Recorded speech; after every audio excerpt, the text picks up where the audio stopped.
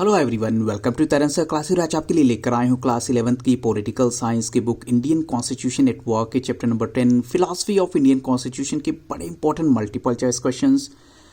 इस वीडियो में मैं जो क्वेश्चन डिस्कस करने वाला हूँ, चाहे उनका नंबर बहुत कम है but they are very important. और सेकेंडली, आप इस वीडियो के डिस्क्रिप्शन बॉक्स को जरूर देखिएगा, वहाँ पर आपको और भी सब्जेक्ट्स की वीडियोज़ के लिंक्स मिल जाएंगे। चलते हैं फर्स्ट क्वेश्चन के लिए।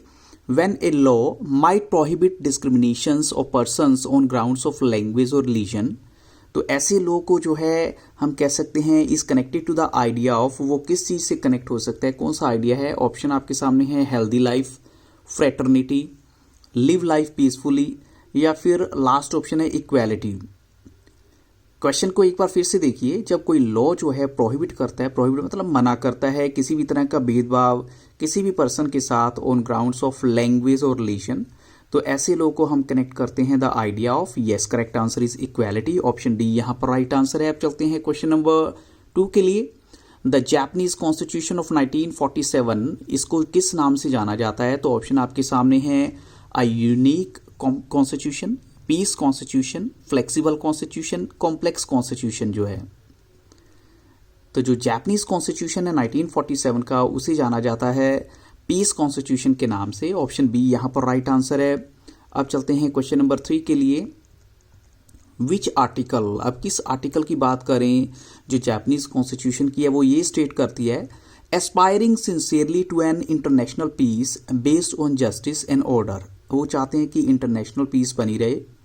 और जैसे कि आपने लास्ट क्वेश्चन में देखा, तो 1947 की बात हो रही है। इसका मतलब ये 1945 के बाद जो उनके कॉन्स्टिट्यूशन में चेंजेस आए उनकी बात की गई है, क्योंकि 1945 में सेकेंड वर्ल्ड वॉर के टाइम में जो भी आपको पता है जापान में हुआ था, नागासाकी और हिरोशिमा पर अटैक हुआ, उसके बाद इन्होंने कॉन्स्टिट्यूशन में बहुत सारे चेंज किए। उसी पर बेस्ड है statement aspiring sincerely to an international peace based on justice and order the Japanese people forever renounce war. वो कहते हैं कि हमेशा के लिए वॉर त्याग रहे हैं as a sovereign right of the nation and the threat or use of force as use of setting international disputes.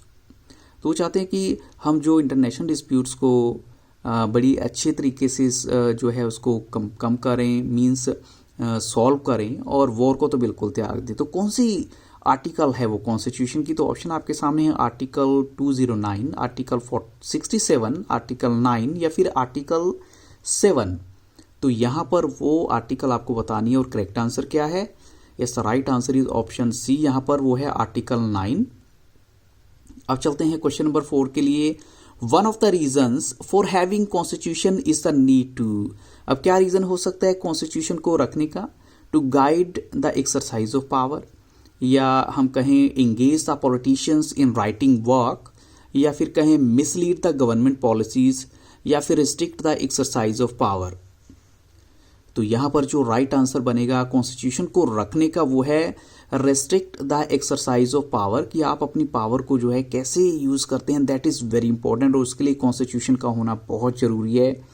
अब चलते हैं क्वेश्चन 5 के लिए। Who argued that the Indian constitution was designed to break the shackles of traditional hierarchies and to usher in a new era of freedom, या फिर equality and justice. अब ये किसने जो है आर्ग्यू किया था, किसने कहा था कि जो इंडियन कॉन्स्टिट्यूशन है उसका मेन मोटिव क्या है? To break the shackles. Shackles क्या होती है? चेन्स होती हैं, ट्रेडिशनल हियरार्कीज की, और एक नया एरा जो है स्टार्ट होगा, वो फ्रीडम का होगा, इक्वालिटी एंड जस्टिस का होगा। तो ये स्टेटमेंट किसने कही थी? ऑप्शंस आपके सामने हैं सरदार पटेल, पंडित नेहरू, महात्मा गांधी, या फिर डॉक्टर राजेंद्र प्रसाद। तो यहां पर जो राइट आंसर है वो है ऑप्शन बी, ये स्टेटमेंट दी थी पंडित नेहरू ने। अब चलते हैं क्वेश्चन 6 के लिए। When was the American constitution written? American constitution कब रिटन मतलब लिखा गया था? तो ऑप्शन आपके सामने है in the early 19th century, in the late 18th century, in the late 19th century, in the early 20th century. तो यहां पर जो राइट आंसर है वो है option B, in the late 18th century जो अमेरिकन कॉन्स्टिट्यूशन लिखा गया था। आप चलते हैं क्वेश्चन नंबर 7 के लिए। क्वेश्चन 7 है why is it difficult to describe the philosophy of Indian constitution in one word? ऐसा क्या रीजन है कि जो फिलॉसफी है इंडियन कॉन्स्टिट्यूशन को, उसको वन वर्ड में डिस्क्राइब करना बहुत मुश्किल है? ऑप्शन है because it is liberal and democratic, या it is egalitarian, secular and federal, या it is open to community values and sensitive to the needs of the religious और लिंग्विस्टिक माइनॉरिटीज़, या फिर सभी के सभी ऑप्शंस जो हैं इसकी फेवर में जाते हैं। इसी वजह से वन वर्ड में डिस्क्राइब करना मुश्किल हो जाता है। तो हम कहेंगे यस, यही वन ऑफ द रीज़न है। तो ऑप्शन डी यहाँ पर करेक्ट है कि सारे के सारे ऑप्शंस इसी बात की तरफ इशारा करते हैं, इंडियन कॉन्स्टिट्यूशन की तरफ। क्वेश्चन 8 देखिए, who protested against the curtailment. Curtailment क्या होता है? जब कट शॉर्ट कर दी जाती है फ्रीडम और प्रेस की, जब यानी अखबारों की, न्यूज़पेपर की जब फ्रीडम को कट किया गया था ब्रिटिश कॉलोनियल स्टेट के द्वारा, तो किसको जो है बड़ा गुस्सा आया था, उन्होंने इस चीज़ को बहुत प्रोटेस्ट किया था? राजा राम मोहन राय, पंडित नेहरू, महात्मा गांधी या फिर डॉक्टर राजेंद्र प्रसाद। तो यहाँ पर जो राइट आंसर है वो है ऑप्शन ए, राजा राम मोहन राय को बहुत गुस्सा आया था इस बात पर और उन्होंने इस चीज़ को प्रोटेस्ट किया था। अब चलते हैं क्वेश्चन 9 के लिए। इंडियन लिबरलिज्म के 2 स्ट्रीम्स हैं। द फर्स्ट स्ट्रीम जो इनिशिएट हुई थी बाय राजा राम मोहन राय, उसने किस चीज़ पे एम्फेसाइज किया था, जोर दिया था? तो ऑप्शन आपके सामने है importance of health, importance of money, importance of individual rights या इम्पोर्टेंस ऑफ कॉन्स्टिट्यूशन। तो यहाँ पर जो सबसे करेक्ट आंसर है वो है ऑप्शन सी, उन्होंने जोर दिया था इम्पोर्टेंस ऑफ इंडिविजुअल राइट्स पे। अब चलते हैं क्वेश्चन 10 के लिए।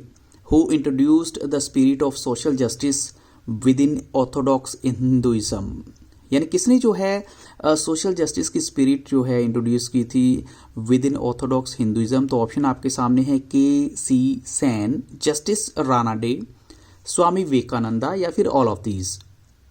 तो यहाँ पर हम कहेंगे ये क्रेडिट जाता है सभी को, ऑल ऑफ दीज यहाँ पर राइट आंसर है, के.सी. सेन, जस्टिस रानाडे और स्वामी विवेकानंदा को। अब चलते हैं क्वेश्चन 11 के लिए। Which term means that both state and religion must stay away from the internal affairs of each other. ऐसा कौन सा टर्म है जो इस बात को क्लियर करता है कि स्टेट और रिलीजन को दोनों एक दूसरे से अलग होना चाहिए, अगर इंटरनल अफेयर्स से तो ज़्यादा बेटर है? तो ऑप्शन आपके सामने है mutual understanding, mutual exclusion, mutual trust या फिर म्यूचुअल बाउंड्री लास्ट ऑप्शन है। तो यहाँ पर करेक्ट आंसर क्या होगा? यहाँ राइट आंसर है वो है ऑप्शन बी, उसे हम कहेंगे म्यूचुअल एक्सक्लूजन जो है। अब चलते हैं क्वेश्चन नंबर 9 के लिए। When were the affirmative action programme in the US began, यानी जो है ये प्रोग्राम कब स्टार्ट हुए थे?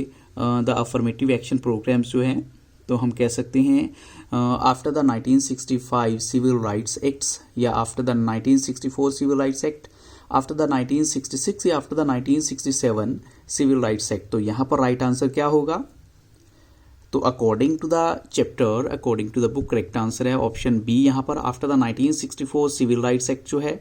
अब चलते हैं क्वेश्चन 13 के लिए। When was the constitution of India bill, यानी कॉन्स्टिट्यूशन ऑफ इंडिया बिल जो है, जो फर्स्ट नॉन ऑफिशियल अटेम्प्ट हम कह सकते हैं उसे, at drafting a constitution for India was made. तो यहाँ पर जो फर्स्ट हम कह सकते हैं नॉन ऑफिशियल अटेम्प्ट जो कि कॉन्स्टिट्यूशन को ड्राफ्ट करने के लिए किया गया था, वो कब बनाया गया था? तो ऑप्शन आपके सामने है 1890, 1894, 1895 या 1897।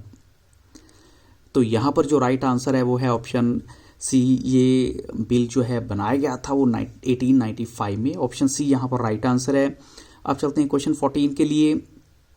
इन विच ईयर, जो मोतीलाल नेहरू रिपोर्ट है, which reaffirms the conception of citizenship, यानी सिटीजनशिप के बारे में उन्होंने क्या कहा था? That every citizen of either sex, यानी मेल और female, who has attained the age of 21 is entitled to the vote for the house of representatives or parliament. तो अब देखिए वो रिपोर्ट कब हुई थी, किस साल हुई थी? जो मोतीलाल नेहरू रिपोर्ट है, ऑप्शन है 1927, 1928, 1930 या फिर 1933। तो यहाँ पर जो राइट आंसर है वो है ऑप्शन बी, 1928 में ये रिपोर्ट जो है पब्लिश की गई थी। अब चलते हैं क्वेश्चन 15 के लिए। रादर देन फोर्स्ड यूनिटी, जो हमारा कॉन्स्टिट्यूशन है, it's sought to evolve true fraternity, a goal dear to the heart of, ये जो है एक ऐसा गोल था जो किसके हार्ट के बिल्कुल करीब था? तो ऑप्शन आपके सामने है राजा राम मोहन राय, पंडित नेहरू, महात्मा गांधी या फिर डॉक्टर बी.आर. अम्बेडकर। तो करेक्ट आंसर क्या होगा? Yes, right answer is option D. यहाँ पर डॉक्टर बी.आर. अम्बेडकर के हम कह सकते हैं बहुत हार्ट के करीब था ये जो है। अब चलते हैं क्वेश्चन 16 के लिए। Who put it that separate electorates were rejected because the main objective was to evolve one community. अब देखिए ये अब किसने कहा था कि सेपरेट इलेक्टोरेट्स को इसलिए रिजेक्ट किया गया था क्योंकि हमारा जो मेन ऑब्जेक्टिव क्या था, एक कम्युनिटी को इवॉल्व करना। सरदार पटेल, पंडित नेहरू, महात्मा गांधी या फिर डॉक्टर राजेंद्र प्रसाद। तो यहाँ पर जो राइट आंसर है वो है ऑप्शन ए, ये कहना था सरदार पटेल का। और इन्हीं क्वेश्चंस के साथ इस वीडियो को यहाँ स्टॉप करूंगा। I hope so these questions will definitely help you lot in understanding your chapter very well. So thank you very much for watching Taran sir classes. अगर वीडियो अच्छा लगा हो तो लाइक, शेयर और सब्सक्राइब करना मत भूलेगा। Have very nice day.